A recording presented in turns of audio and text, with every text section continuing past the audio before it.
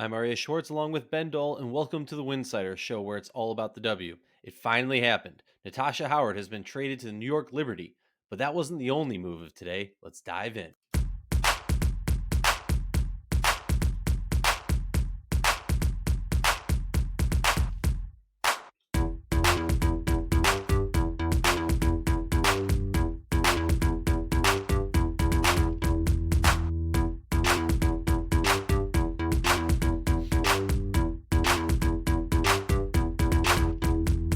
If you like our show, please consider joining our Patreon community, patreon.com/Winsidr. For less than a cup of coffee a month, you can directly show support for the hard work we do covering the W. And don't forget to see our staff's amazing written content over at winsidr.com. That's winsidr.com. While you're over there, I'm just going to highlight two things for you. One, our overseas tracker. It's live. You can see where your favorite WNBA players are playing overseas all in one place. And the other one that might be more pressing is the free agency tracker done by Ben Dole, where you can see where all the moves are happening, what it impacts, who it impacts, and how it's going to play out. Well, Ben, Natasha Howard, Megan Walker, Kia Nurse, Kiki Herbert-Harridan, Steph Talbot, Sammy Wickham, Katie Lou Samuelson, and a bunch of draft picks changed hands today. My head's still spinning from the day. I'm sure yours is too. You have the advantage of being 3 hours behind me. I don't know how that helps you in this situation, but in general, I think it's a positive in regards to covering the W. Ben, break down what happened and tell us how you're feeling. Today was a neutral. Today was a neutral time zones day. I think we would say. When did this come out? Basically mid afternoon or early afternoon for you. That's acceptable on Pacific time, right? It's not. You didn't wake up to like I guess there is the negative too when these teams like to get, the Connecticut Sun must hate all West Coast reporters when they kept breaking everything at 9 a.m. East Coast time. Yeah, I don't know. And obviously, West Coast always wins. Actually, watching games at a normal time. But hey, let's get to it here. So, to summarize before we go, kind of piece by piece, we have New York ending up with Natasha Howard and Sammy Whitcomb both in on sign and trade deals. 4-year deal for Natasha Howard, basically an upper max salary, reported as 215,000 as opposed to 221 and change for the start of that contract. Sammy Whitcomb, 150,000 and change, both years protected, and the number 6 overall pick in this first round of this draft. Phoenix ends up with Kia Nurse and Megan Walker. Seattle ends up with Kiki Herbert-Harrigan, Katie Lou Samuelson, Steph Talbot, the rights to Talbot. We'll see what happens with her, at least for, as far as 2021 is concerned. And two 2022 second round picks from the picks that belong to Dallas and New York.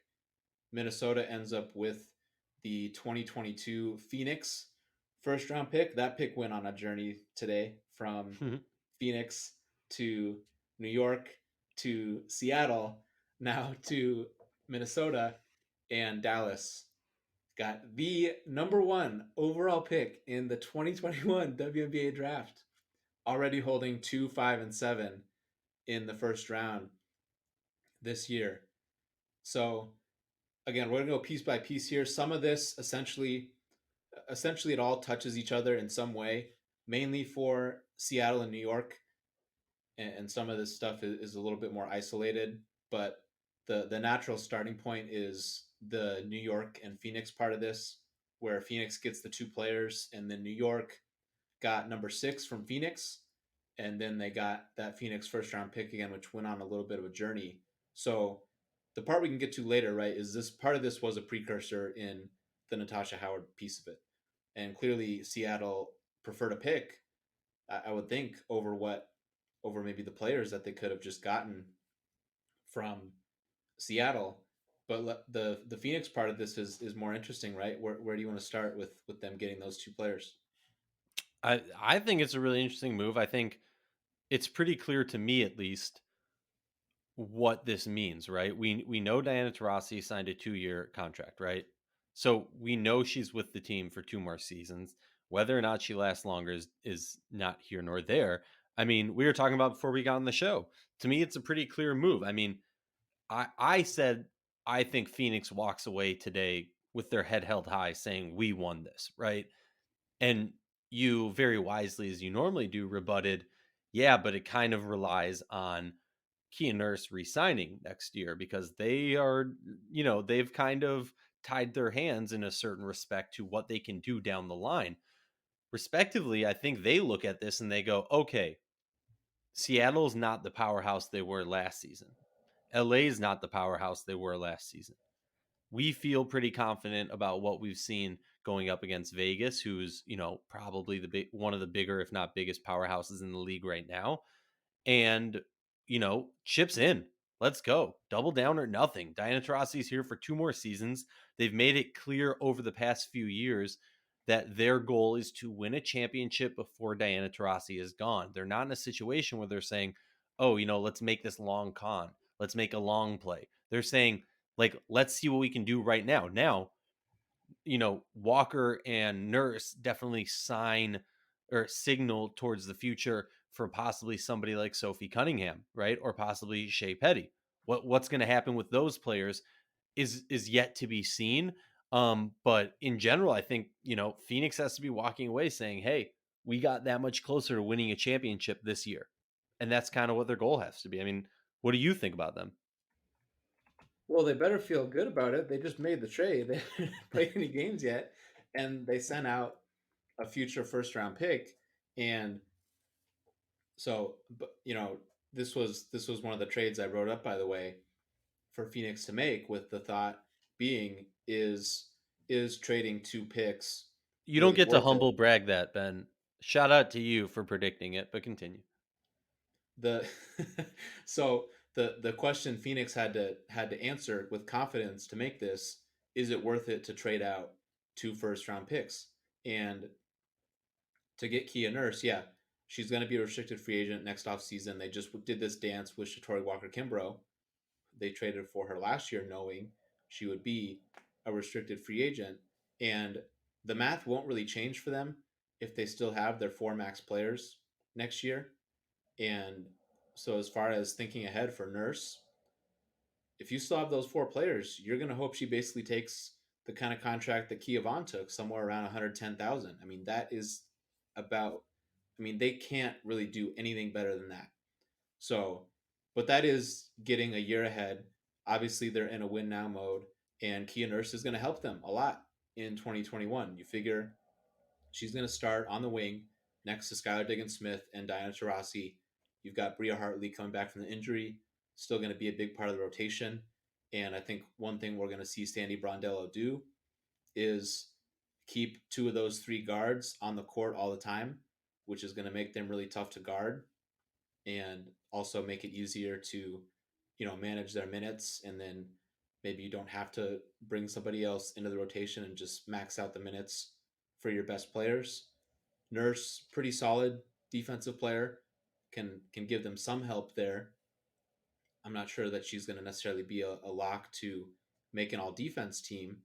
And then she's also a quality 3 point shooter. You can run some plays for her. Nurse is also excellent in transition. She is really fast, which was really shocking when she first got in the league. You didn't. I think Nafisa Collier mentioned that on her podcast too. Like, I didn't realize Kia was this fast until I had to guard her in the pros. So they'll be able to get, you know, she'll help them out in transition too. And then the Megan Walker piece of this, we'll see. You mentioned the other players. This knocks Sophie Cunningham down a rung. We'll see what her future even is with them. Nia Coffey, as part of this, got waived. I saw Brendan Clean had that. And yeah, so now it's a good move for Phoenix. That pick out in the future next year. There obviously is the downside where if someone on your team gets hurt, right, and you finish, I don't know, seventh, sixth or seventh or something like that, and maybe ends up being higher than you'd hope for. But Well, to I quote would to also, quote I mean, breaking this down, I think obviously you have to view it in the sense of no one's getting injured, right? Because you can't really be, when you're building a roster, you don't go, oh, well, if this player gets injured, we can still win. I don't know, whatever. But I think an interesting aspect with getting Kia Nurse, who's still young, with getting a Megan Walker, um, coming off last season where disappointing minutes amount, you could say disappointing play, whatever people want to say. You're getting somebody who, if correct me if I'm wrong, she declared early for the draft, comes into the draft last year, didn't go as high as some people might have expected her to go. But if you put her in this draft class, would you pick her as a top six? Would you pick her with that sixth?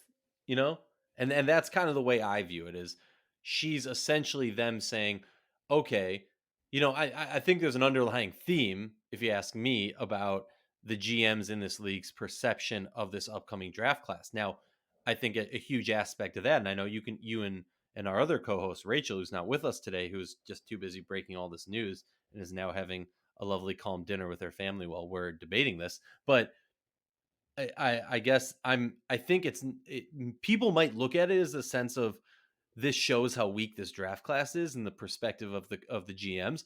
But I think also a little bit underrated is that all these players in NCAA right now have another year of eligibility. So it might not necessarily be that, oh, I don't think this draft class is that good. It might be a situation of, well, there's a lot of uncertainty. How do I know someone, I might have my eyes set on someone, but they might not declare for the draft. And we won't find that out until what, like a week before the draft, 2 weeks before the draft. So if that's the situation, I'd rather take someone who at least is already in the league. Thoughts?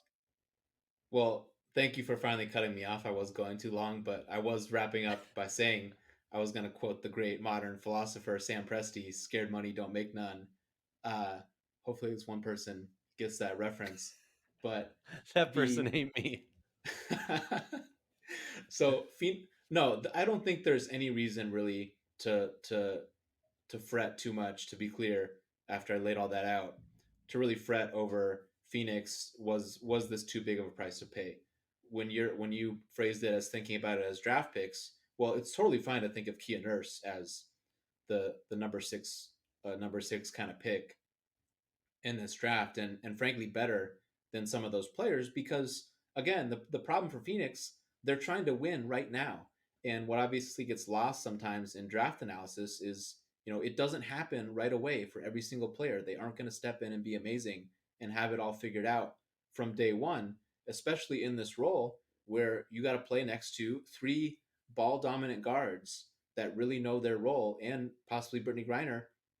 You got to just make your open shots and play your ass off on defense. And Kia Nurse fits that to a T. And to get Walker as part of it too, if you're kind of thinking of her possibly as that second first round pick here, it's somebody that can stay on the corner and bang a bunch of open threes, which is the one thing they really need her to do offensively. How much can she develop to contribute as a solid defensive player, maybe add a little bit offensively to her game, which we didn't see a ton at UConn off the dribble, but I think she does have the body, if she continues to work on it, to be able to take one or two dribbles, to attack some closeouts to play off of her shooting ability.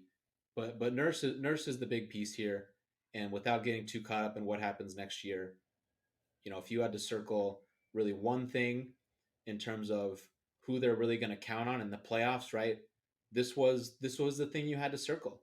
If they could have an incredible shooter at the four, that'd be great. Or if Brianna Turner just became a 40% 3-point shooter. But we know what the market is there, right? It's just really hard to find shooting at that spot from Well, somebody heck, going to it's play. hard to find a big, right? I mean, the market for a big in this league right now is just ridiculous. But that's a different episode. Sorry. So just getting Kia Nurse, it's worth it for Phoenix. Again, you got to see what happens next year. That is definitely a part of this trade that obviously they were going to be aware of when they made it. But you're trying to win this year. Tomorrow's never promised. You got Tarasi now. You have a window here, so this is certainly better than doing nothing. And so many pieces were already off the board in free agency. It's not like they were going to sign some starting caliber wing player. All those players essentially are gone. Yeah. And cost more money. So, hey. It costs more money this season. So, all right. What's next? What are we moving on to? Because I'm still my head's on a swivel. The main event, Natasha Howard ending up in New York, and what Seattle got in return. So we're just gonna take the Steph Talbot, Sammy Whitcomb part separately after this for people listening, and then the other transactions. So the meat of this here is New York getting Natasha Howard and sending to Seattle getting the number one overall pick, that 2022 Phoenix first round pick, and then New York's second round pick next year. So before getting into like Natasha Howard, what it means on the Liberty, all this stuff, I think the part to talk about here is what do you make of this return in terms of look at everything you could have possibly asked for to wrap up. By the way, a point on that previous one, like getting Megan Walker as Phoenix. I would have loved Jocelyn Willoughby. Obviously, I talk about her a ton, but New York keeping her, by the way, among all these transactions today, that seems to tell me something that they feel pretty good about her. But what do you make of what should Seattle have asked for? What do you make of what they got? And is yeah, how do you like this for Seattle when you're just trying to get something back? Honestly, like it's a tough situation, right? I mean, from I don't know how to word this without getting myself in trouble. From some things that I've heard, Natasha Howard, obviously, and based on the CBA, correct me if I'm wrong. Tasha Howard, if getting cored, would have to give some uh some signal of being all right with this move. Is that correct? Well, yeah. I mean, why why would it have happened in the first place, or why wouldn't Seattle just Well, yeah, re-sign I her mean, if all they right, wanted to we're be there? putting together the pieces. I'm not Yeah. burning anybody here by saying that Natasha Howard wanted to go to New York. And so, from my understanding of that, it puts you in a really tough situation, right? Let's look back at Sylvia Fowles wanting to go to Minnesota. Let's look at Elena Deladon wanting to go to DC. And I'm sure there's a couple other similar situations more recently that I'm blanking on right now, as you commonly get a blank right at the right moment. So for me, it's like Seattle was in a rock and a hard place, right? Going into this off season, you had Sue Bird, Natasha Howard, Sammy Wickham, and Alicia Clark. Well, the only one you're keeping of that whole setup is Sue Bird. So if I'm Seattle, I'm sitting here and going, okay, I understand all these players are gone. What can we do for a short-term gap? Because similarly, I'm sure Seattle's looking at it as we still have Sue Bird, who's been playing great. Jewel Lloyd has been growing and getting better and better. Brianna Stewart is, off an MVP season or second MVP season, is looking really good. Or sorry, excuse me, only one MVP season. I apologize to all the South Carolina fans. Asia Wilson won MVP this past year. Don't attack me. Um, but obviously, Brianna Stewart was in that discussion and there. So honestly, I'm scratching my head and I'm going, okay, what's going to be the makeup of this roster? What positions are people playing at? They signed Candice Dupree, and if I'm Seattle, I don't know. I don't know how to judge Seattle's moves in this, honestly. Um, you didn't catch me off guard with this, but every time I try and talk about it, I just get more confused. So let me flip it to you and ask you, and then I'll just tell you why I disagree with anything you said. Because for me, it's a situation of like I personally I have a lot of faith in Jordan Canada and Mercedes Russell. Don't have a lot of faith in Morgan Tuck, Epiphany Prince. Latska. I'm not going to butcher her first name. I hope I didn't butcher her last name. You've hyped her up enough in my ear to get me excited to see her play. And as with all the hype around her, she did have some great spurts during this past season. But I'm looking at it more so as like if you're trying to make a push for a championship run right now, like I said before, I gotta say that the Mercury are walking away thinking, "Hey, we won today," and Seattle, I guess, are licking their wounds. I don't know if that maybe that's too far, but obviously they said we want draft picks, but then said we'd rather push a draft pick away for Katie Lou, which is down the road in our discussion. Sorry, Ben. What are your thoughts on this? My head's all over the place. Yeah, so with Natasha Howard being core, first I think it's important to lay out some examples. from what we've seen recently in these kind of trades, right? So Liz Cambage with the Wings requested a trade, and that one strung out quite a while, right? I was there in Vegas at the preseason game, and Liz arrives in Vegas, right? So that one really took a while. That went into the offseason, but Dallas ended up getting Mariah Jefferson, Isabel Harrison, and the first and second round picks of Vegas in the following year, which ended up being 2020. Skylar Diggins Smith, the next year, Cord requested a trade, ends up going to Phoenix. Dallas got two firsts in that last year, number 5 and number 7, and then a future first, Phoenix's future first. So now compare that to this one where Seattle gets the number 1 overall pick. And before you get into all this stuff, right? Oh, they're telling us a lot about this draft class, all this stuff. You traded the number 1 pick in a draft for a player that wanted to go to your team. And I just think it's an interesting shift if you look at that Cambage package and then compare it to the one for Skylar and then the one for Natasha. And as these situations keep happening, right, it isn't all that uncommon for a star player to ask out, even if they're cord. I just wonder, as a big picture thing here, before getting to the teams, it's interesting. We seem to be trending in a direction where teams are still getting an awful lot for players that are out the door, which I would just say is a little surprising here. You can also lump in Dewana Bonner here, even though she was a true unrestricted free agent that fetched 3 first round picks. So I just think that's interesting because I would imagine teams thinking about this and putting themselves in the shoes of a team as someone that might have to do this in the future. It's like, man, why do I have to give up this much for a player that wants to come to my team? So arriving finally at this for Seattle, it just I'm kind of surprised, I would say, to start, that New York was willing to do that in the first place, because unless you're just feeling all this pressure to just get it done, right? Let's talk about this piece of it here.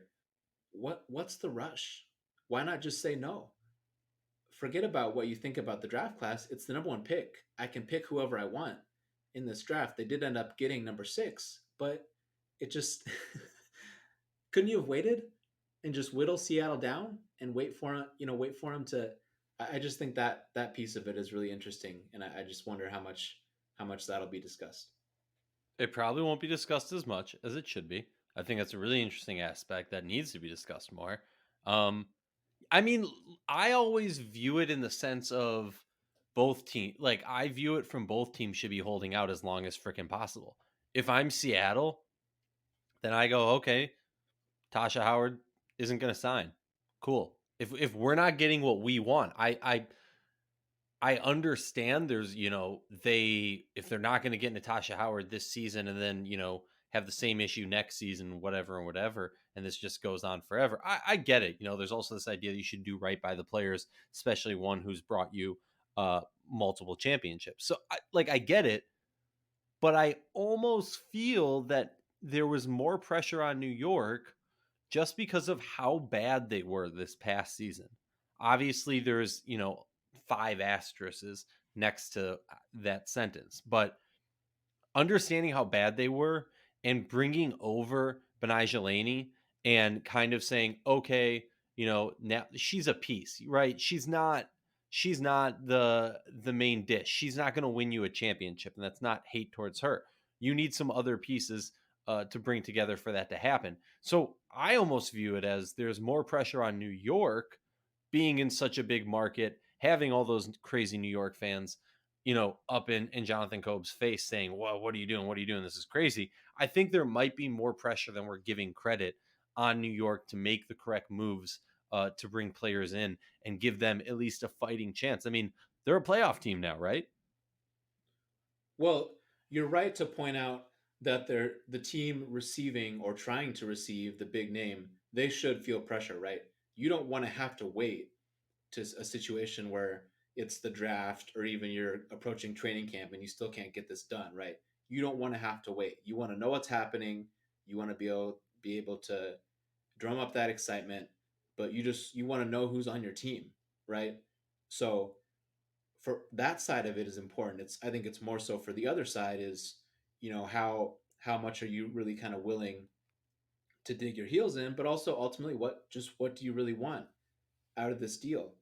Like I asked you about New York and what would you want, and just scanning New York's roster, obviously the number one pick comes to mind as something you would ask for. And looking elsewhere, right? Okay, you're not getting Sabrina Ionescu. I've brought up Jocelyn Willoughby, and Seattle ended up getting some players at the forward spot, which that we'll talk about.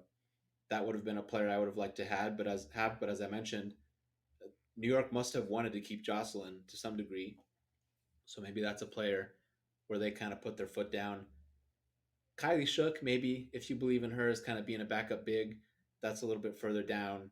And Asia Durr, you have to wonder, with Asia's current bout with COVID, I just think it would be tough to imagine a team trading for her, eh, just with that as they're trying to see what happens there. So I think that's another part of this that we have to acknowledge. Um, and Seattle really wanted more, or they need more of a small forward ultimately than a shooting guard. So looking at what you could have asked for, ultimately, next year's first round pick from New York would have been nice from Seattle's standpoint as something else to ask for. They did get the Phoenix first. So you don't seem like super fired up about like the negotiation part of this, but how about this? No, Would you I well, rather no, here? So I'll, here's the question: yeah. Would you rather have New York's first next year or that Phoenix pick? I mean, I think Phoenix is going to do better, so I'd rather have New York's first pick for next year. I also think, as we see with the Katie Lou move slightly later on, I think it's pretty clear that, similar to what I said about Phoenix and what I kind of touched on before, was that they didn't want, New York's roster right now. You have some good players. This addition of Talbot could be very positive if she comes over this season. Obviously, being a Olympic season and all that jazz is going to cause issues. So maybe she doesn't come over this season. Maybe she comes over late. For me, it's like Seattle didn't want draft picks, right? As much as they got draft picks, they quickly moved some of those to get a tangible player because they want someone who can produce now, someone that they feel they can get something out of from the jump, a player who, and similar to what you said when it came to talking about Phoenix and these three positions. There's not many options left. And so I think Seattle basically said, okay, let's get as many picks as we can and then trade some of those picks, into a situation where we can get someone who maybe hasn't done enough yet. Maybe somebody who hasn't gotten enough minutes, hasn't gotten an opportunity, and now we can put them into a specific role and do something different with them. I mean, that's got to be their mindset, right? Yeah, I'm just still stuck on the negotiation piece of this. I mean, the the fact that again, New York, this is day 10 of free agency. We just started, and they threw a number one pick in a trade for someone that presumably wanted to be on their team. So if you're New York, another interesting question here: would you rather trade this number one pick or your own first round pick next year? Which I one do you think think has you more upside? I think next year has more upside. There's just more clarity next year. So that's interesting. Like it's interesting. I don't know how much we're gonna. I don't think I want to really get into a big diatribe on this year's draft class with this, but I'll say this too. The number one pick has changed hands two times today, which just is a crazy sentence to me, regardless of the draft class and even some of the underlying context. But I'll say this too, and this goes for both cases with teams trading this pick. If there is, unless these teams feel absolute 100% total certainty that Ryan Howard is not going to somehow graduate early this season, like this it's a disastrous trade. to give up the number one pick. Like it is a huge going to be red mark on their entire tenure if they did that. And it's a complicated issue, right? Because how can you? Because I don't know even privately how much these different parties can know for sure, right? No one, Hmm. no one has the incentive to actually tell us what's going to happen, be it Kentucky, the coaching staff, or Howard herself. And that's obviously the crown jewel to me of these next couple drafts. Obviously, next year when Howard would be a senior, so that's one thing I'm going to highlight here. It's just like not even getting into like I'm not saying I think it's likely it's 20%. I'm not like putting a number to it, but it's just like I'm just saying if you're going to trade the number one pick, you better feel really good that that isn't going to happen because Yeah. again, from New York's perspective, why not just wait? Say sorry, like sorry, Seattle, you can't have the number one pick. Well, that's the thing that I was gonna say when it came to the Katie Lou trade when we get to that, but also I think a huge underlying elephant in the room, which we spoke about during Dwana Bonner, which we spoke about during the Liz Cambage, there's not, and I understand that every draft class is different, and so it's affected it in a different way. But I don't think we have that consensus understanding of what the number one pick in the WNBA draft means or is valued at in the same way that we have, for the NFL, the MLB, or whatever major league sport it is. It's been clear to find, and I think part of that goes with the age of the league. So it's going to take time before we fully understand that. But I completely agree with you. If there's a generational talent that everyone said Ryan Howard is and will be in the W, hopefully we all get to see that. You know, why are you trading out of the first round, trading out of possibility of getting that? I mean, but yeah, that's a dark, dark rabbit hole we could go down a different time. Which moves next? What are we doing next? Well, sorry, I'm belaboring this, but let's. I have a couple more thoughts I want to get to. So, Go for it.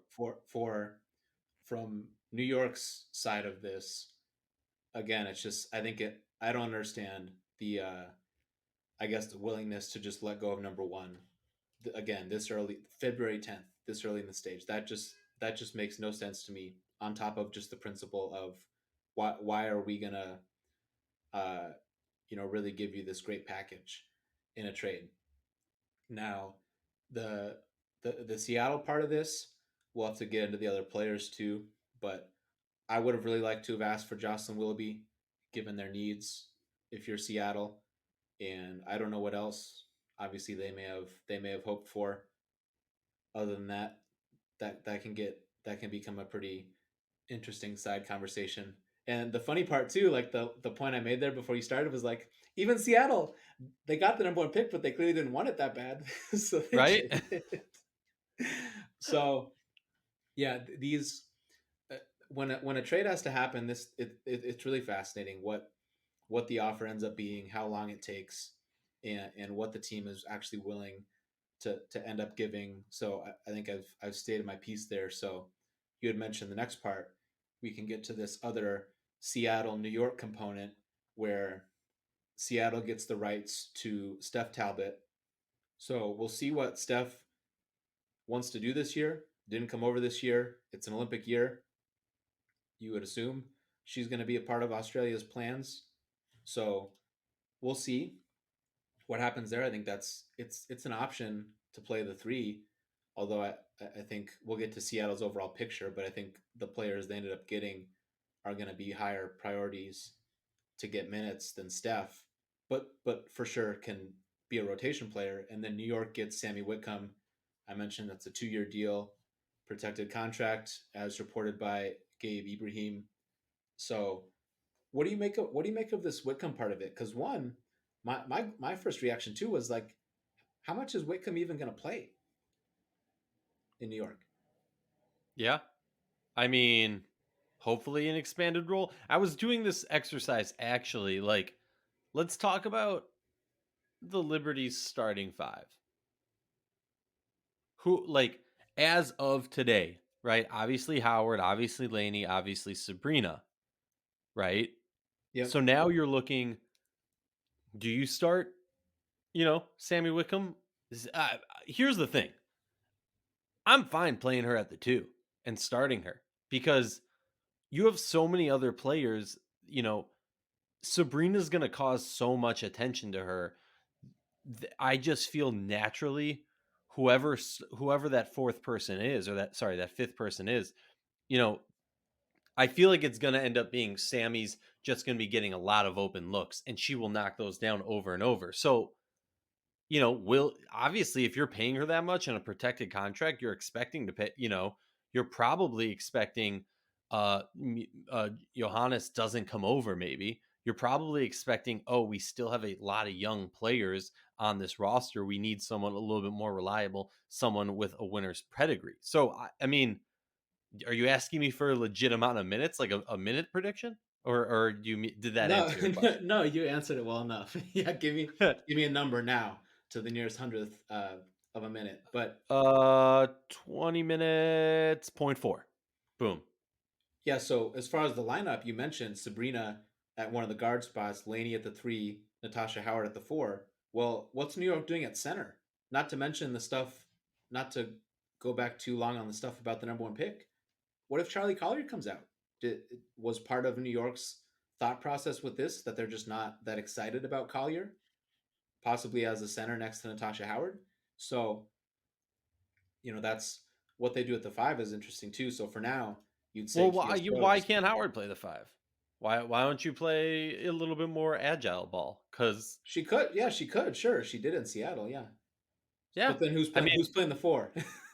well that's the real question is who's this other person? I mean, you don't want to, in my mind, you don't want Laney being your like start stop four. Um, you can look at a lot of like you look at a lot of other players on this roster and they don't have a real four in my mind at least. Maybe I'm crazy or maybe I'm not thinking straight enough. I mean, I also don't understand. I mean, okay, you posed it. Who's starting at center, right? Are you going to put Kia Nurse? Sorry, God, there's so many names going on. she's Are got. you going She's to put gone, Natasha? buddy. She's gone. She's gone. I'm just dying over it. No, are you going to put Kia Stokes? Finally, there's not a bunch of Kias on one team. Are you going to put Kia Stokes and Natasha Howard as your starting 4 or 5? Does that really make sense with the style of ball they want to play? Not in my mind. In my mind, you sign Howard to play her at the 5 and you fill in that 4 position. And then you're just playing a really high paced offensive team with a really good anchor in the backcourt Yeah, or and, front court. and and we don't have to get too caught up in the starting, right? They could try to play Natasha at the four and the five and see how it goes. But just on the question of one of those front court spots and how New York handles the minutes, I thought, and they seem to say some things that indicated like Liana Odom and Jocelyn Willoughby are going to play there some, and they basically didn't at all last season. Now, as they actually get better and comfortable in the league, right, that might get easier, and that might begin to make more sense, and that would help you playing more 4 or 5 out, more up tempo. You can have some more combinations that do some switching on defense. So that part of it would still be really interesting. And looking elsewhere, the draft piece of it too, I mentioned, if Collier declares early, so that possibility seems to be out the window. I don't I don't think I can see a path necessarily where Collier would slip to 6. Same for Awak Kuyer, who is more of a mobile kind of do it all kind of forward that could have possibly been paired with Natasha. And there aren't a ton of fours in this class either. Jasmine Walker out of Alabama can really shoot it. So I don't know if that's going to become a target for them at number 6. Walker's been a riser for sure, playing really well. Um, and even if that might seem a little high, if that could just be a really important spot for them to plug. So there's one name you can target there. So there's options if they can play Odom and Willoughby there. I think that'd be preferred at least a little bit. What's Rebecca Allen going to do this year too? That could be someone plays a little bit at the 4, or just something more traditional with Stokes and Shook getting minutes at center, and Amanda Zowie B still unsigned. We'll see what happens with her in free agency, but I don't know if it seems seems too likely that a return is going to be happening in New York. So, oh yeah, we were talking about Sammy Whitcomb, weren't we? Yeah. Should we? The rabbit hole that it all goes down. So that part is interesting, right? So for the Liberty, Johannes and Durr, both to me, and so I don't know if you disagree. Those two players should absolutely be higher priorities than Wickham in Oh, terms of getting definitely. minutes. Right. So that was just the interesting part of seeing this happen.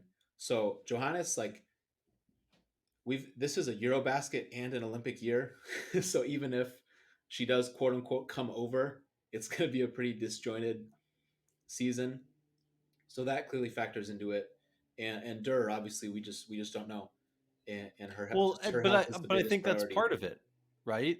You're getting someone who you at least have more stability than, Johannes and Dur, right? So like, yeah, if if everybody was healthy and this wasn't a overseas issues and all that, I mean, I just think you have more stability in Sammy Whitcomb, and obviously there's other possibilities and other confusions and issues there, but like they're going for stability right now because just you know having Natasha Howard, having Sabrina Ionescu, and having Benai Laney puts you in playoffs, in my mind, or at least fighting for a playoff spot.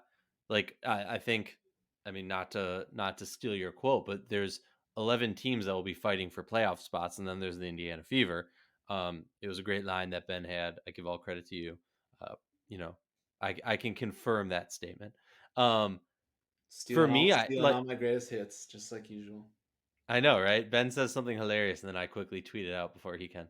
Um, but yeah, I mean, I like the stability of it, and especially with the long term question marks around Asia Dur, I like the move a lot.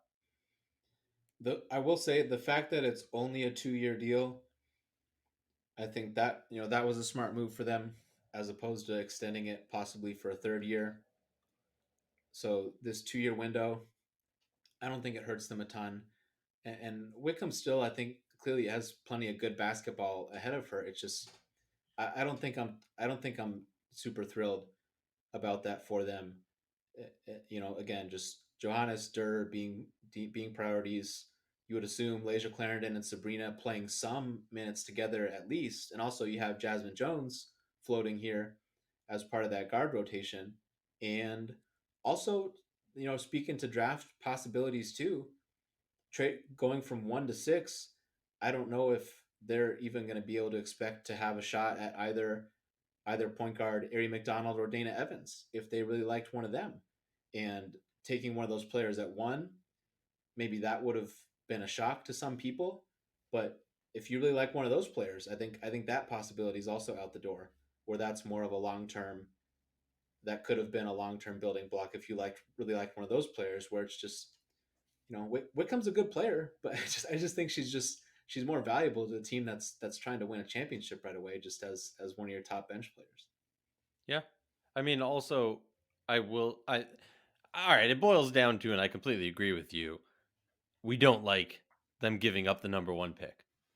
And if you're Yeah, gonna do a trade down, trade like I know the narrative coming out of New York. I've seen multiple people put this out there. I think I even saw a quote was something to the effect of like, "Look what we were able to get, and what we gave up." And oh well, yeah, we just moved back 5 spots. Let's not scoff at moving back 5 spots. You went from having the tone setting pick throughout the draft to now having to play reactionary to what other teams do. We've probably beat this for way too long. What's next, Ben? yeah. So, what do you? We're not going to apologize for going this too long. This is the one of the biggest trades all lumped together, probably in league history. Yeah. Um, so, next piece here: Seattle and Minnesota. Minnesota, that as mentioned, that 2022 Phoenix first round pick finally finds a home for now in Minnesota, and just a 1-for-1. Seattle gets Kiki Herbert Harrigan, Minnesota's first round pick last year. So one, The Minnesota, there's a lot I think still to talk about what Minnesota still has to do, and just kind of the place or maybe the rationale for this move for them.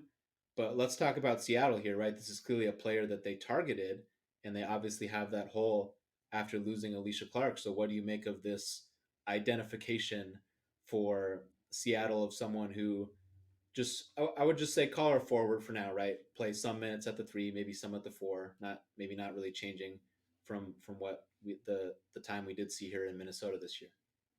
I mean, my initial thought is I'm excited to see her play with Stewie because Kiki's interior defense is on point. Um, I, I I mean, side note, I could go on a whole rant about like if I'm Cheryl Reeve, how I'm not doing any favors for any players or teams. Like I saw the quotes in the Star Tribune from her just saying this had nothing to do with our opinion on Kiki. You know, she's going to get more minutes there and it's good for her. Side note, I would be the biggest asshole of a GM. Obviously, it would probably bite me in my ass, but I'm never doing like a feel good thing like that. I would say, all right, sorry, Kiki, you're buried in our lineup for a while, but not here nor there. For Seattle, I mean, I like the move. I don't think it doesn't move the needle big time in my mind because right now Seattle's basically like stop the bleeding, stop the bleeding. Okay, now let's figure it out. Like I said at the beginning of this show, you know, losing Howard, losing Whitcomb, and losing Clark are huge blows to this team. Um, I'm honestly curious for you, actually. Sorry to go on this tangent. What's the bigger loss, Clark or Howard? And I mean for this coming season, not long term. Because looking at it, I don't see a true fit for either of those positions so far, at least. So I'm kind of curious for you to touch on that.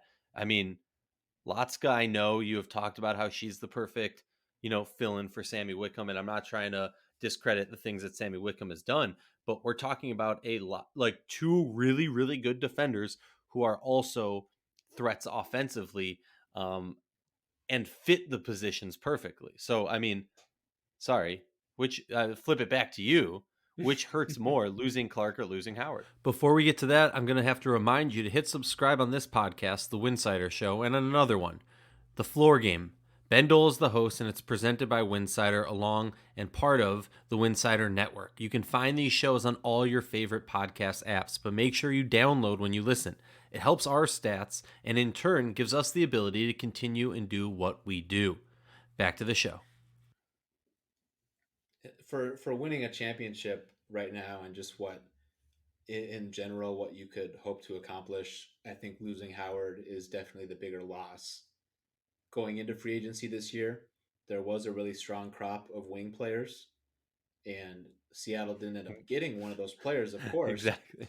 But if you felt like you were going to lose AC, it's not like there weren't good options, right? So, and if you know if Seattle, if part of their problem was, I don't know, say for example, did you overrate, you know, the odds that she would just resign and maybe not do your due diligence there, but it just, or you know, maybe some of those players didn't want to join their team. The order of all this stuff is obviously complicated, but Howard's the bigger loss. Just all of what she does, all in one package. They aren't going to replace that, right? I mean, You she got was the perfect pair for Brianna Stewart. And I'm actually, you know, really excited for seeing Brianna Stewart this next season because no matter who they bring in, there's not another player who truly fits Howard, right? Like, she's not the most elite 3 point threat, but she is a 3 point threat. She's an elite defender. She's really good offensively. She has the size that perfect, like, she was the perfect pair for Brianna Stewart in my mind. And there's nobody else with that build and athleticism in the league that, I mean, am I crazy to say that? no one else in the league. I mean, there are players that could have been could have gotten the job done for Yeah, them. but I'm For the, I just think, I mean, all right, Asia Wilson pair it up there. Okay, cool. I'll give you that one. Um but other than that, I mean, like I'm struggling to find a player that I think, and maybe it's not a recency bias, but just a bias of seeing it actually happen versus like not having a PS5 and play and just like saying, "All right, Ben, pause the podcast. I'm gonna go play a bunch and just mess around with the rosters, and we'll see what I think of later." You know what I mean? Like, so maybe I'm completely biased on this. I just think Howard was the perfect pair in the front court for Stewart. Obviously, it's easy to say that when they win 2 championships. Um, sorry, go. part of the part of the problem for Seattle is how are they going to be good defensively while still not having major slippage offensively with what they had with Natasha. So the Hmm. defensive part of this, the newly signed Candice Dupree, if if you're trying to close games with Dupree and Stewart and closing games against the best teams and on a playoff stage with that caveat, they're going to run into the same problems that they did before they got Natasha, where they're just going to get destroyed inside by the big centers. Like Dupree is a pretty good physical analog to Crystal Langhorn when they were doing that. So you're gonna have that problem. Dupree isn't gonna be getting out 35 feet from the basket, disrupting people with her length, right? She just doesn't have that. If they try to have that aggressive style, guards are probably just gonna see a target on her chest and just try to dribble right around her.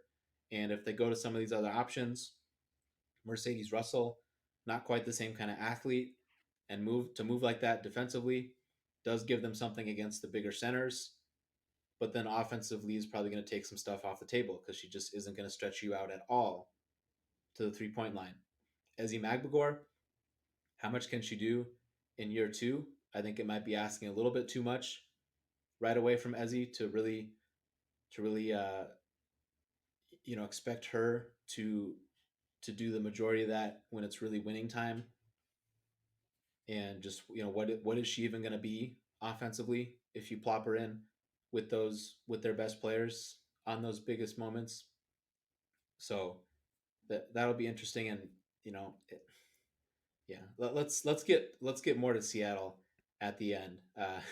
You've you moved us off of Herbert Harrigan here for a little bit, which is interesting. Like I mentioned, Willoughby as a target to have maybe gotten from New York. So they went and they used one of those picks to get Herbert Harrigan instead and Katie Lou Samuelson, who we're going to get to. Right now, it looks like it's going to be Samuelson and Herbert Harrigan dueling it out and just kind of splitting those minutes at the three, right? So, are those players going to make their open shots? Absolutely. And I think Lou is going to give them some more shooting, being able to run off of screens, do stuff on the move, even put it on the floor a little bit. Herbert Harrigan certainly has more defensive upside than Samuelson. And then I wonder if we'll even see, do they just really go all in on offense and you do something like toy with some minutes, just go Herbert Harrigan and Stewart at the 4 and the 5 and see if that'll work for you. So Herbert Harrigan as opposed to sitting on that pick or just doing something else, I think it's a reasonable proposition. But you've brought in two players here, right? And it's just you would think naturally one of them is going to emerge and get more than minutes. So they're kind of taking two bites at this here. So I understand that approach. Um, I don't know. Gonna have to chew on it though more for just like the overall approach for Seattle. But did you have I anything just want else? to give you props for the 2 bites and then chew on it follow up because that was just amazing radio right All right, I'll take it. there. So, oh, Minnesota. Actually, we didn't talk about the Minnesota side of this that much. So, in trading Herbert Harrigan, like that doesn't really do anything to solve the most pressing issue facing them right now. Is they've got to get this Aerial Powers deal finalized, and you would assume AP is going to expect a protected contract, and Minnesota doesn't have a slot right now. And props to you, by the way, last time asking me, hey, should they have just done Powers before Achanwa? That seemed a little strange to you, and I kind of brushed you off, and you were right. I would have hoped to have done Powers first in hindsight, and so now if all of that's the case, again, if it's the protected contract holding this up, they got to make some kind of trade. So trading Herbert Harrigan, like moving her, doesn't necessarily affect that in a vacuum. Now getting this pick, I wonder if that will factor into it, because if you're trying to move a contract, Mm. now and are you trying, do you have to attach something to that contract, right? Because last time we talked about Odyssey Sims, which seems to be, the elephant in the room. If they're going to move a contract, it seems like it would have to be that one. So, and I had mentioned, like, if I'm one of the other teams and Minnesota's saying, "Hey, I want to talk about want to talk about a trade," I'd be saying, "Yeah, what else are you giving me to do you this favor?" And a first round pick would be, or a player, I guess, one of Minnesota's What players. what teams uh, what teams do you think, cuz here's the thing. We live in a 12 team league. I'm curious looking at that, and I already expressed my opinion of like I hold on to Kiki cuz like you said doesn't really do anything. In worst case, you have a player that you can hold on to and creates more of an appeal. I did not, I'll give you credit. I did not think about using that draft pick as a kind of, oh, I'll throw this in with Odyssey Sims.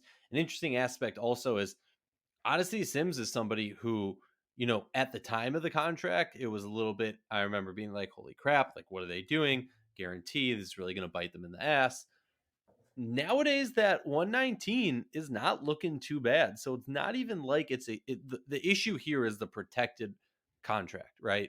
It's not the fact that it's such a ginormous contract. Like, obviously, it's different if we're talking, a vet minimum that's guaranteed, fine, whatever. Um, what teams come to mind when you think of who would, you know, who would take Odyssey? There aren't very many if you're just looking for a team. I mean, New York, in theory, like, I think it's worth asking them. Cap space isn't their biggest issue, but I would think, looking at their roster, from their perspective, I'd say we're good, right? We got Sabrina, we got Leja Clarendon, we got some of these other younger players that are going to handle the ball, so we don't really need to do that. And the aces, now that Danielle Robinson's off the board, would you say, hey, let's, is this a chance to get another guard? I Would they mean, have the room for it for fits here? That fits the might Aces style, right? that I wonder if that I wonder if they would at least think about that a little bit again, especially if you can force Minnesota to attach something. If you can pick up a first round pick and doing that. Again, I'm not saying that that's super likely that you can get a first round pick for doing this, but it, for Las Vegas, hey, can we get one more guard in there? Really solidify things? That might be interesting. Indiana was the team we circled previously. They went out and paid Danielle Robinson, but Indiana is absolutely the team to circle, because if Minnesota is putting some kind of asset in play, again, because you're kind of doing them a favor in a sense, Indiana absolutely should, just no matter, like, they just should do it if that's even an option. No question, because they're just, if you can get some kind of asset, with where they're at, like, they just need to do it. Dallas, I don't think they have the spots. They already have 5 protected contracts. They have a couple big contracts that they aren't going to be able to move. It's a 1-year deal, but also, Odyssey's already been there. And, Connecticut's obviously out of question. They have 6 protected contracts, anyways. Atlanta, I don't think they have the need. So, Indiana, I think it has to be Indiana. Although, again, I think the Vegas might be Vegas worth is a intrigued. conversation. Yeah. Vegas has intrigued. Also, I could very well see a team saying, you know, Sims is just the price tag to get a draft pick, right? Like, But who else other than I mentioned? I just don't see how it works, just financially and just them wanting to do it. well, all right. Did you have another Atlanta team? was a team that while I don't see the fit, I completely, when you said Vegas, my eyes opened up and I was like, ooh, that's interesting. Um, didn't think about them. Now I can't not think about them. Atlanta's a team where, like, obviously Indiana's the obvious. Atlanta's a team where Would I be shocked? I mean, you look at who's on their roster, and they have Pivik, Michaela Pivik, they have Kazorla, they have like they have a lot of players where I don't think they're very tied to these players. Um, and so would I be shocked for them to say, "Hey, we got Elizabeth, Tiffany Hayes, and Courtney Williams becoming unrestricted free agents next season. Let's get a draft pick so as a little bit of a security blanket for what's going to happen after that, and maybe take a flyer out in Odyssey Sims and see if we can bring her back after next season if we like what we've seen. In that sense. So I don't think it's necessarily we're looking at like we've been talking about taking Sims assuming that it comes with a draft pick makes a lot more sense now. And I think the rock and a hard place that Minnesota's been in is trying to find this partner, and now having this draft pick, and not it wanting opened to my give eyes something to up on top of, what and not wanting to give something up to make it happen. exactly. I mean, you look at Minnesota's roster, and assuming they add Aerial Powers, like has been rumored, that has been reported by multiple sources or multiple outlets. Um, Has been you look at it acknowledged and by you powers on social media as and well. acknowledged by powers on social media. That's the funny one. Um, you gotta sit there and go, look, Minnesota, they're not moving McBride, Achanwa, Dantas, Fowles. They've shown a big paycheck and a lot of love to Rachel Bannum. Crystal Dangerfield ain't going nowhere after what we saw last season. Nafisa Collier is the cornerstone of this team moving forward. Bridget Carlton just did. I mean, it's going to be tough to make this roster for some of these players like Jess Shepard and Bridget Carlton, even though the team likes them and wants them to be on the roster. Like Cheryl Rivas put this roster together to say, hey, you know, we're going to have 13 people, 14 people that we want on this roster. But unfortunately, we're going to have to cut some people, but we'll make that decision when it gets to it. Um, so, yeah, I mean, now that all right, I should take back some of my frustration on the Kiki trade and say, Ben, you have opened my eyes and made me understand. Wait a second, this is just trade fodder, and I respect that, and I'm okay with that. It doesn't have to be. It It doesn't doesn't have have to to be, be part of a but trade. thinking of it in that way justifies it more in my mind, at least. That's all I'm saying. Yeah, so the Herbert Harrigan part. So if you finalize this deal for Powers and you obviously signed Kayla McBride, right? That you've obviously committed 90% of all of those wing minutes for the coming years, right? so Hmm. that so that eliminates potential playing time for Herbert Harrigan. And if they have both of those players, whether they both start together or not, doesn't really matter. Nafisa Collier is going to play a fair amount at the four, just naturally, right, to get their best to get those three players on the court. So they're also not going to get minutes at the four when you also have Dantas on the roster. And even Shanwa, they must seem to think they're going to maybe play her some minutes next to Sylvia Fowles. So there really aren't minutes to go around. And I like Bridget Carlton. I would probably side with her at this point as more of a 2-3 that obviously isn't this amazing. I'm not overrating her being like this amazing shifty do it all ball handler, but can't like is a little bit more of a natural perimeter player. I understand that one. I mean, I'll make that prediction now. You lumped Carlton's name in there with some of the others. I mean, there's no way Carlton's not on their roster on opening night. I agree. I mean, looking at this roster, it's interesting. Looking at this roster, it's does Chechi Zandalasini want to come over? Does Temi Fegmenli want to come over? Though that's kind of where it gets real iffy, right? I mean, right now you assume they move Sims and they bring in Powers, and I would say that their roster is pretty much set, and then they do have a little bit of space. But for me, it's just it's kind of more so looking at Temi and Chechi and saying, okay, what's going on here? Is one of them coming? Is one of them not? And that really presses it. Because honestly, this team, I shouldn't have said like 13, 14 players. Like this team's pretty much set. Yeah. I mean, more or less. Obviously, unless they just made, made a trade that we weren't expecting. So Well, if you just swap Odyssey Sims for Aerial Powers, we're talking about an 11-person roster, and then you sign your draft pick, Yep, yep, right? they have the pick. Yeah. So So, it looks like it's pretty much set, in my opinion, unless Zandalcini or Temi comes over and it causes a little bit of a logjam, and you have to move one of those players, or you're not taking, or salary cap wise, be damned, but or you're not taking your draft. So that's my 15 cents. yeah, no, you're right to bring up those two players too, because the that would force Minnesota's hand into doing some more to an extent, and they do have that first round pick this year, number 9 overall. You wonder what'll happen with that one. And then just to wrap up on the trade, the Herbert Harrigan part of it, yeah, is it a part of something that's going to be more immediate? We'll see. But also, it's just, as I mentioned, I like the business of trading for a future first round pick, because you just never know, right? That team has a key injury, and then that pick ends up being way better than you thought it was. So maybe it's just that was also appealing to Minnesota. You're sitting on 2 first round picks now for next year. That's always valuable, and you can see how that shakes out.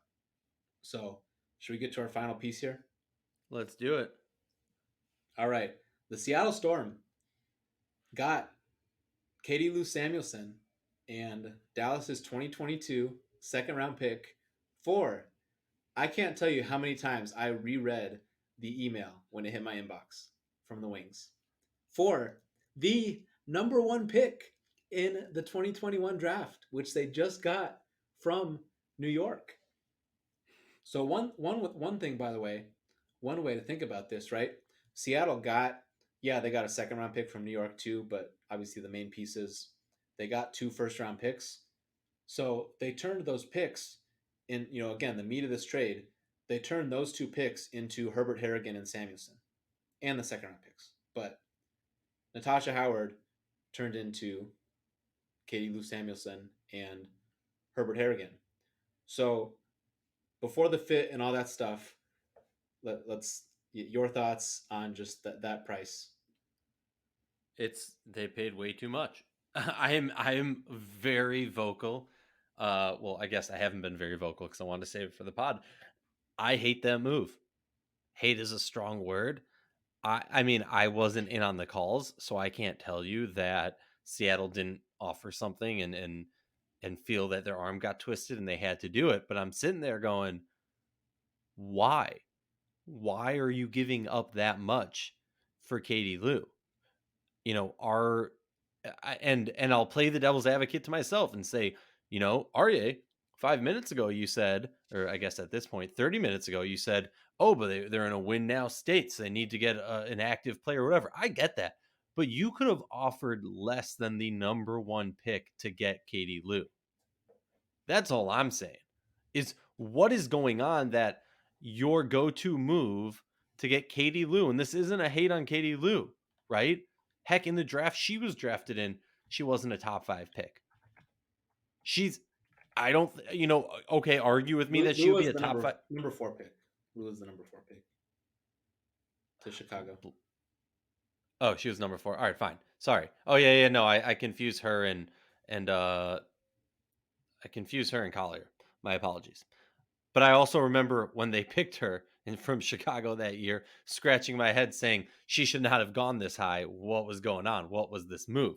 But yeah, no, I mean, now you've completely thrown me off my wheels and I feel completely embarrassed by making that last comment. But no, in all honesty, I'm just sitting here scratching my head going, why are you giving up the number 1 pick? I don't care about anything else. If you're giving up the number 1 pick, you better be getting, a yearly, someone who's in the mentions of yearly awards or who won a yearly award. Maybe that's oversimplification, and I'll accept that and acknowledge that. I'm pissed off right now. If I'm a Seattle fan, I'm pissed off. Whoa, ended ended on a crescendo there. Yeah, I think the price was way too much to pay just for Samuelson. Again, we'll get to the fit and how this will look for Seattle and all that stuff later. So, you've lost Alicia Clark. You're trying to fill this obvious spot. And I mentioned to Herbert Harrigan Samuelson, maybe they even play at the four a little bit too. They have that size. They give you the shooting. Get all that stuff.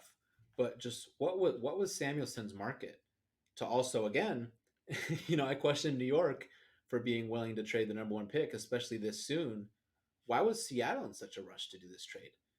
Did Samuelson just have this incredibly robust trade market? Because what else was someone else dangling out there for Dallas to get? There wasn't a first round pick sitting around that that was better Well, even than that even one. more so, even more so, you look at their roster, you know they have multiple picks in the first round, right? And well, now they have back-to-back picks and what is it? 5 in the top 13 picks. That's beyond ridiculous, fine. But they were likely going to have to drop her, right? I mean, in my mind, if you're looking at this roster, first person I'm dropping is Megan Gustafson, and then probably Katie Lou. And so she was one of those players who was on the proverbial chopping block, possibly, and they fleeced Seattle into giving them that. I'm shook. Like what was going? I wish I was in on that phone call. Just snickering in on as the person. You're like, is someone else on this call? That would be me being like, what is going on? What did Greg Bibb say on that call to get Seattle to okay that move? Well, I will say like Dallas possibly finalizing their roster. Again, the constraint for them, which I've been hammering for a few months now, is they have some protected contracts that were overpays, and those Oh are yeah. eating up some roster spots. So that complicates it. In a vacuum, they had every reason to have, in my opinion, to at least have wanted to continue to get a look at Lou. But if you just think what else, what was the pressure? What were they worried about? Someone else having this amazing offer to swoop in and get this player? Like, was Indiana willing to trade for Katie Lou? Right? Because just like what else? I don't see Atlanta trading three. So just like for that. So like what else was even oh my goodness, because it's just hilarious to think about how fast this happened, right? This was announced. And obviously a lot of this stuff may have been agreed to before today, obviously, but the fact that it comes out so fast, it was hard not to laugh too, right? Like you imagine, yeah, because if it didn't happen ahead of time, it's like Seattle calls up Greg Bibb. Hey, is Katie Lou available? I don't know. What are you offering? The number one pick. Okay. I Like hope that's how it happened. Of course Dallas would take that. Of course. Are you joking? Of course. If I'm Dallas, I'm sitting there and I'm going, okay, how can we take all of our draft picks that we have now? How can we move them in a way accompanied by a player or two on our roster? Not that, whatever. How can we, move back? How can we translate these 5 picks in the top 13 to getting us an extra one in next year's draft, first round, an extra one in 2023's first round? Something to that regard is where I'm looking. If I'm Dallas, I'm saying, sending out a league wide email. Hey, anybody interested in getting back in the first round? Hey, anybody interested in you know, doing a little swapperoo. So we'll give you one of our first round picks and you give us, a first round in like 3 years, 4 years, 10 years. I don't care. Keep moving back. If and obviously there's the give and take of who has the upper hand in that conversation. But if I'm Dallas, I'm making it clearly well known. Hit me up if you want to get in the top of this draft. Okay, so let's get to recapping or retracing the steps for Katie Lou Samuelson, right? So drafted by Chicago, and in that trade last off season where she ended up in Dallas, you really have to factor in the Astu do part of this too. So that basically, the Astu part was part of the Skylar Diggins Smith trade, but I really view that as one trade. So Dallas got Samuelson, Chicago's 2021 first, Astu. Chicago got Azrae Stevens and the Phoenix 2021 first. So if you call those first round picks a wash, Dallas traded away Azrae Stevens, clearly the best prospect in the deal, for Katie Lou and the opportunity to give Stu a max contract for 3 years. And now, fast forward a year where Samuelson didn't, burst on the scene and have this incredible breakout season in 2020. Now she just gets turned around and swapped for the number one pick. It's like if you're James Wade, can you like wait? No, she's actually on the sky. The first round, the number one overall pick is mine now. Yeah, I love it. I'd be pissed. It's just, again, it's really bizarre. And again, it's like I might sound like a broken record, and this part of it might not sound very interesting, but just also the timing of this. Like you had to do this now. You had to trade the number one pick that I don't even think New York should have been willing to give up in the first place. You had to do this right now to go get Katie Lou Samuelson. It just it's incredibly bizarre. And I've seen the point on social media already. Well, it shows us what the GMs think of the draft class. Well, one, what if they're wrong? Right? Yeah, It's just, yeah, like yeah, maybe they don't really think that highly of it. It's a number one overall pick. And again, it's just how can you then take that to rationalize giving that up for Samuelson, right? I pitched Samuelson as a trade target for Seattle for the number 11 pick, right? Not subtracting a one. So, as we'll get to, I really like the fit for Lou in Seattle. I think she can really excel there, but I don't understand why it had to happen right now and why this had to be the price they paid.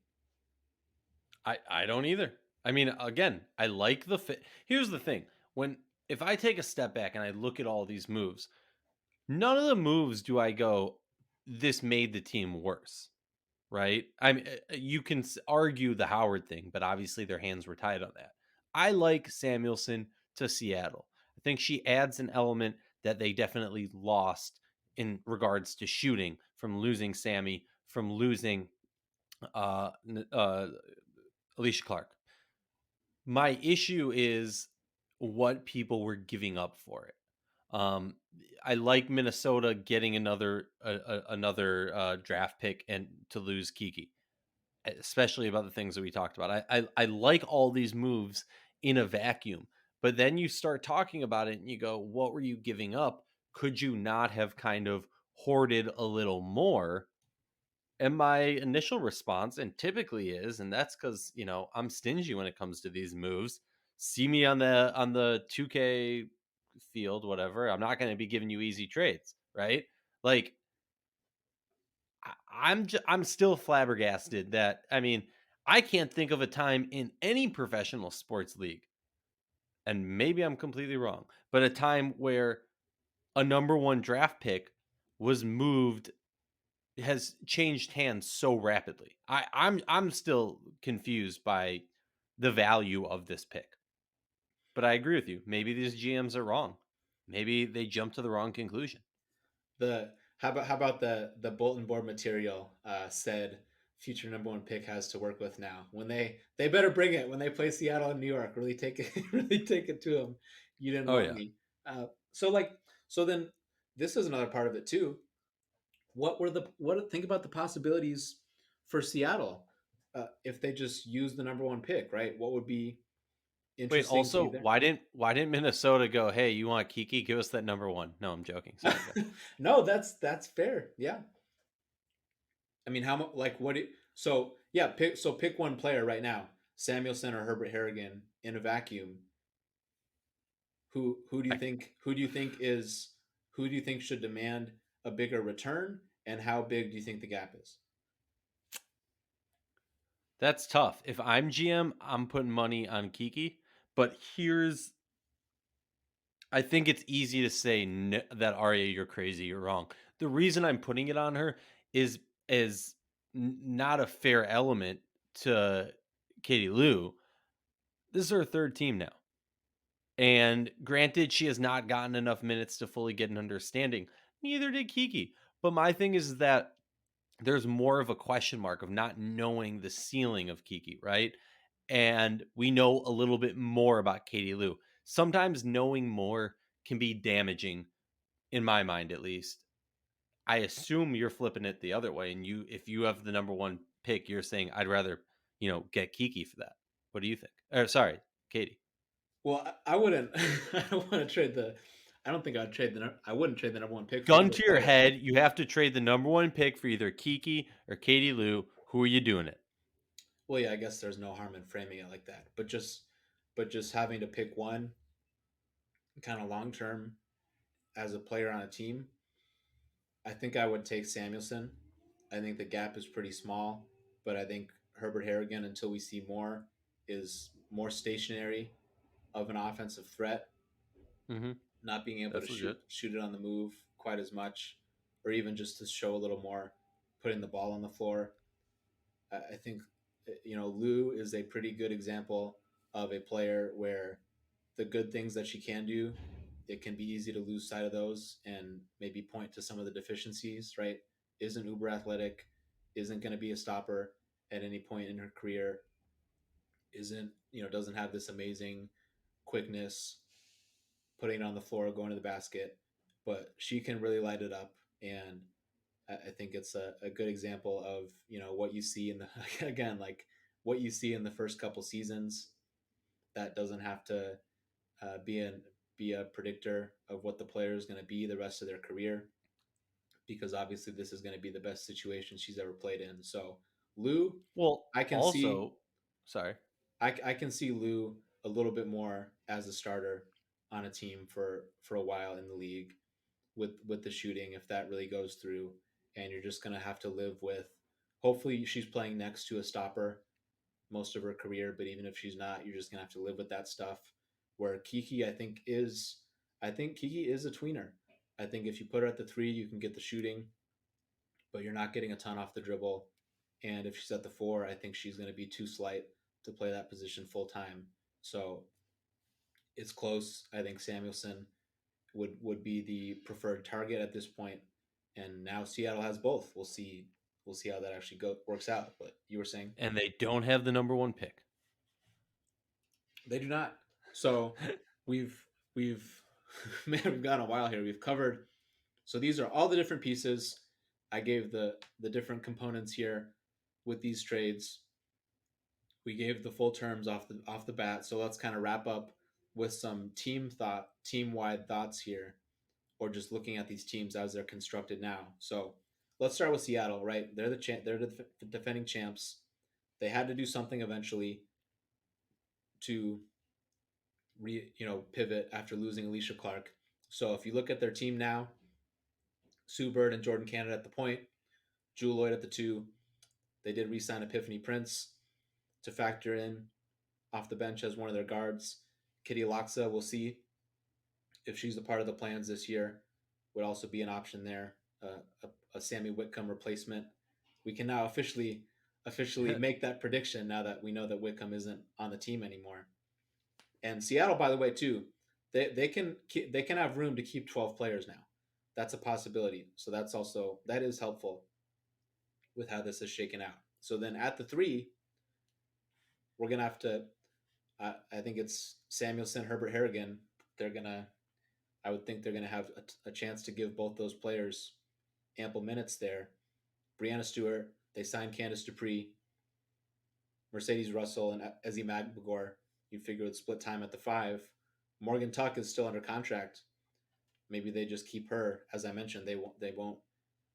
I don't know if they're going to be in as much of a cap crunch here. So that's 12 players, and then they still have the number 11 pick in the draft this year. And that part of it, obviously, they can figure that out down the line, especially once they actually see who they can even pick right there. So where do you want to start? Do you have more thoughts on this small forward, or just the forward I rotation in general, or just taking a look at the team?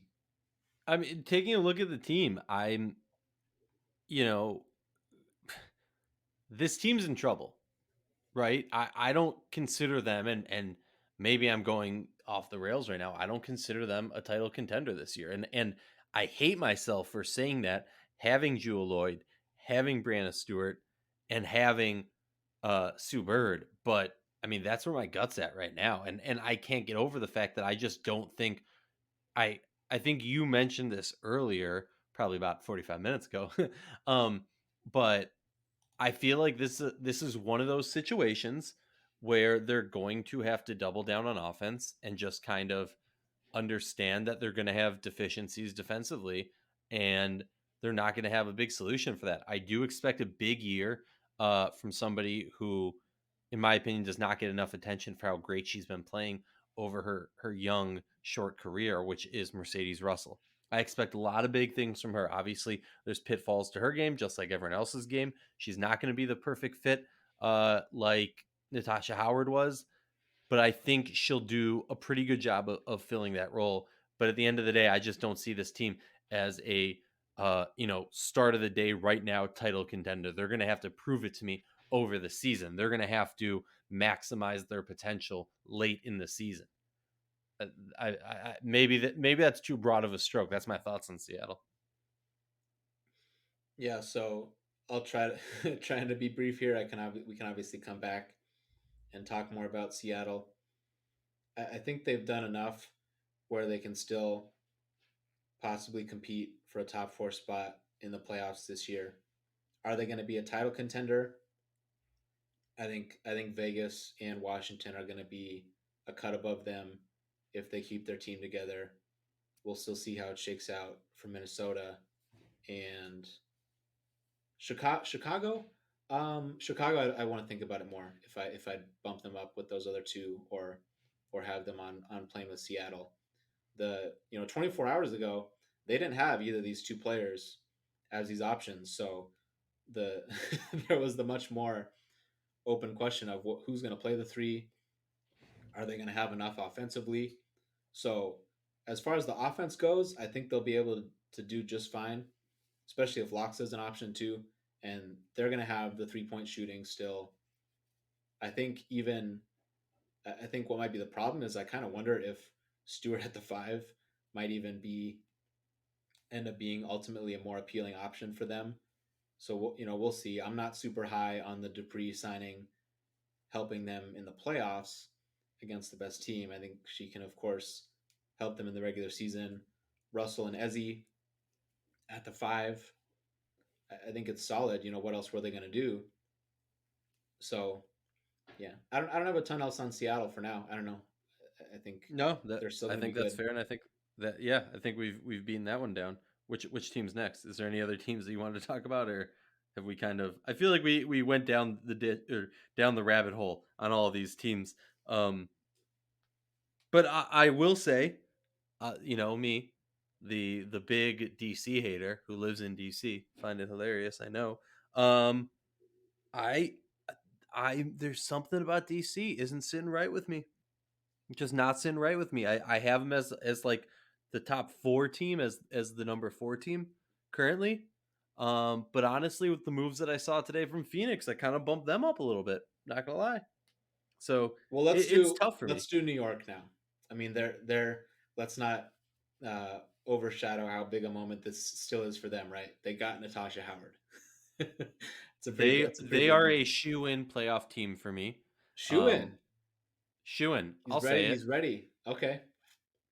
Yeah, I think you assume obviously assuming. So then Uh, you gotta give me three teams other than oh God, Indiana I that knew they're you were gonna gonna do this, that so I they're above. immediately regretted shoe-in. Um, all right. So even if it's marginal, who are they ahead of in the power rankings for you right now? Gotta give me three. Obviously, yeah. No, no, I'll do it. Indiana, obviously, easy one. Um, sorry, Nikki, Atlanta.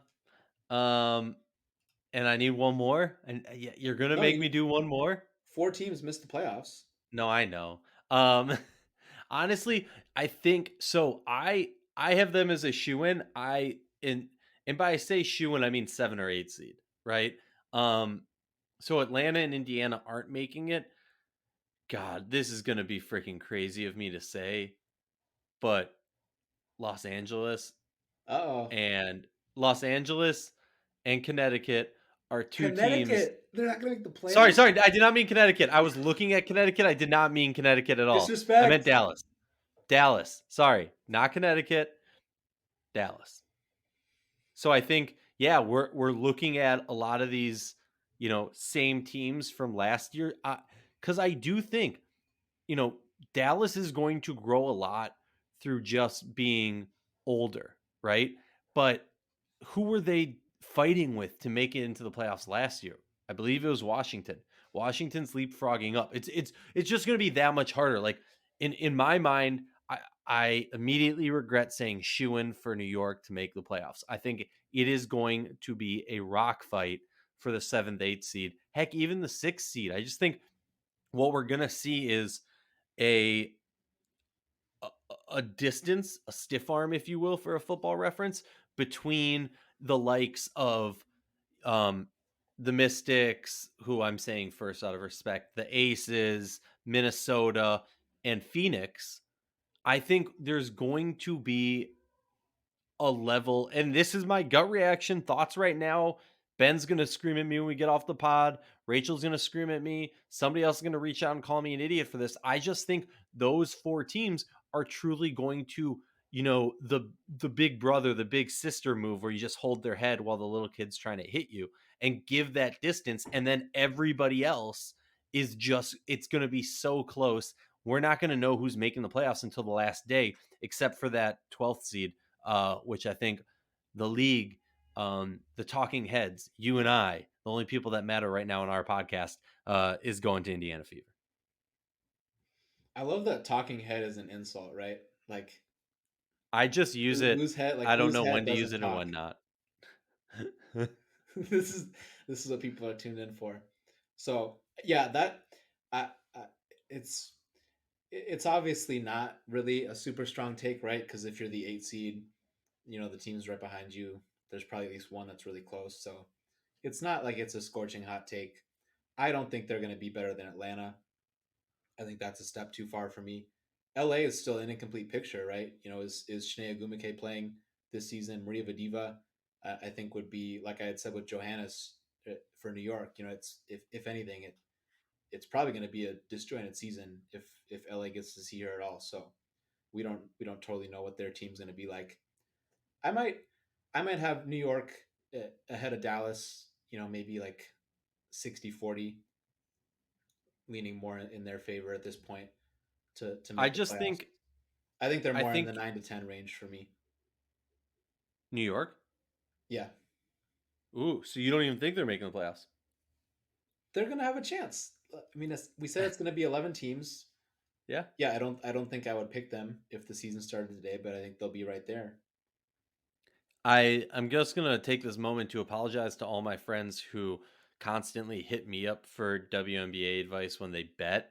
This year is going to be tough for WNBA bettors. Just saying it now. I thought you were gonna like transition into an ad read right there. So to close out on Well, New York, speaking of, if anybody wants to sponsor the Winsidr show, contact me at Aryeh at winsidr.com, and your ad could take place during this period of time. anyways, so Natasha Howard in New York, gonna be really fun to see with how they're playing as a pick and roll partner with Sabrina, with Laser Clarendon, and really the rest of their team, Benijah Laney. So that's gonna be pretty fun. Still a post up option. They can run some stuff through Natasha, give her some chances to make some plays, even put the ball in her hands more just from the perimeter, and obviously what she can do to elevate their defense. We talked about the lineups and who's going to play. Well, I think the nice part with Natasha, at least, is I don't think they have to worry about it a ton, right? I mean, still sign.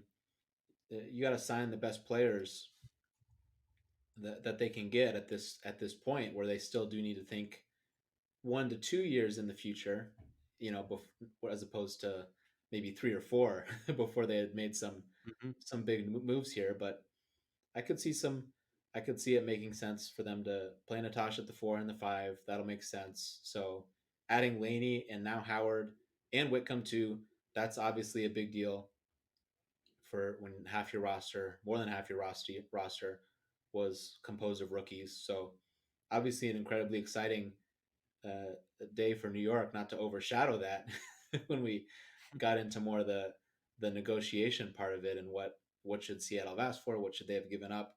So next team here, Phoenix. I think we hit we hit most of it already, right? Because it was a pretty isolated event. Did you have anything else you wanted to say on them?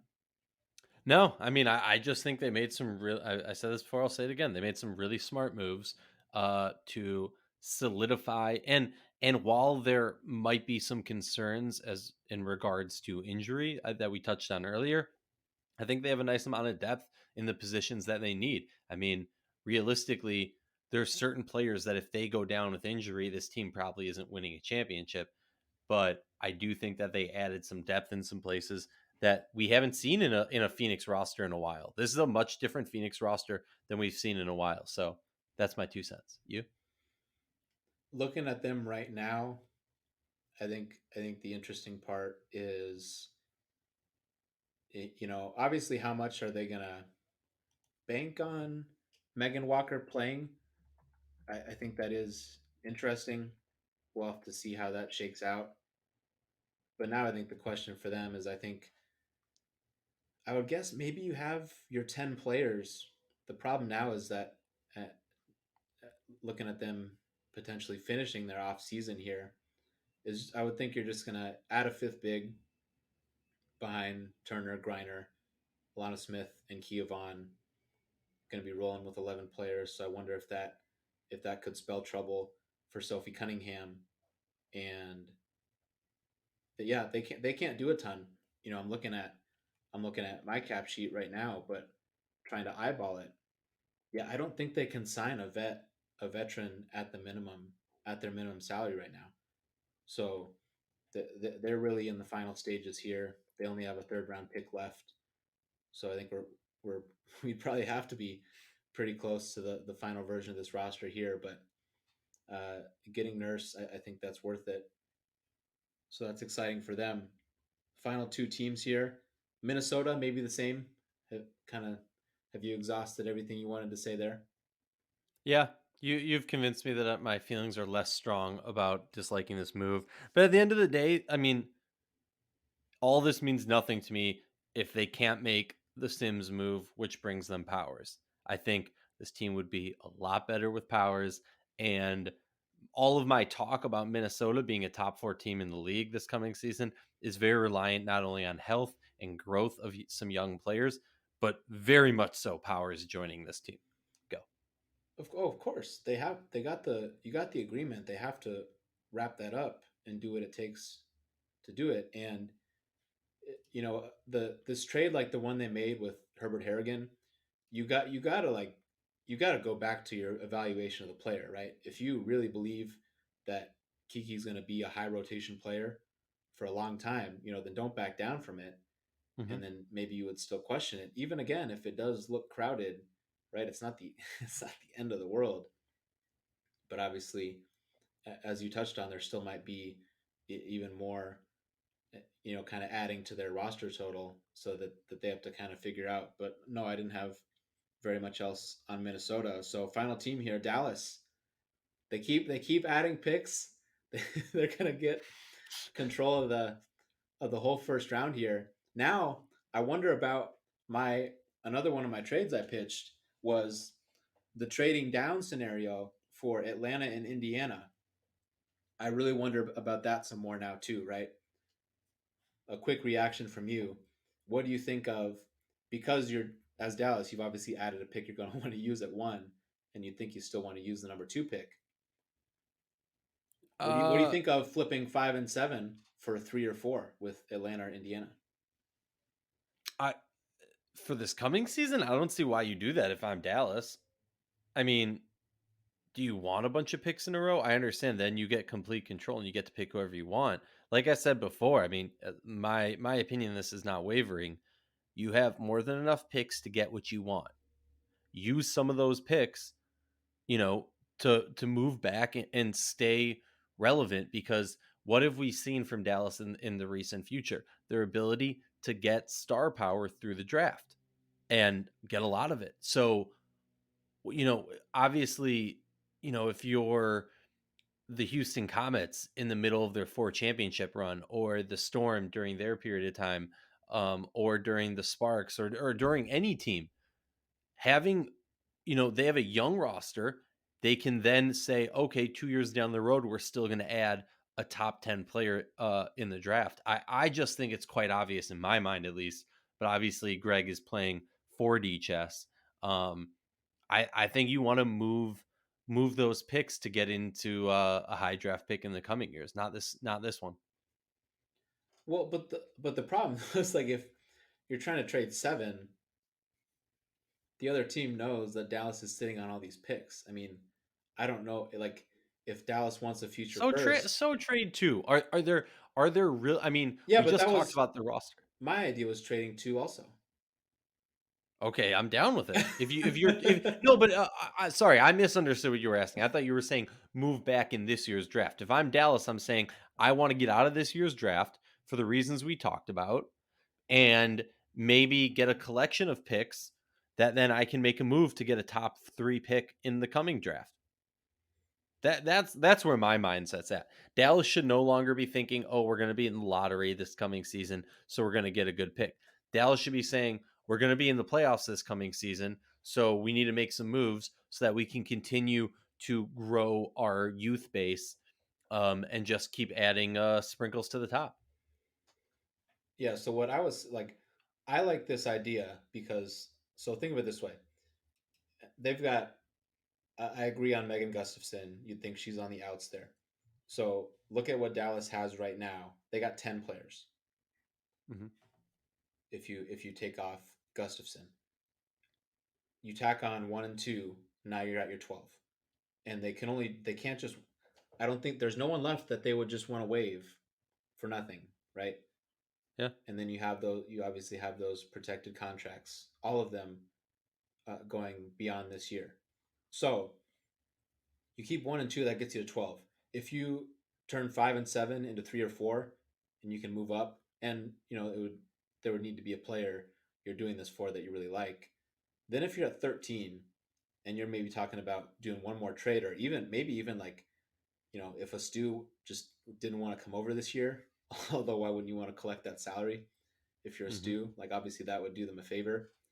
So even in that scenario where they're consolidating 5 and 7 to move up, which could at least be somewhat meaningful, it still seems like there has to be at least one more shoe to drop for Dallas.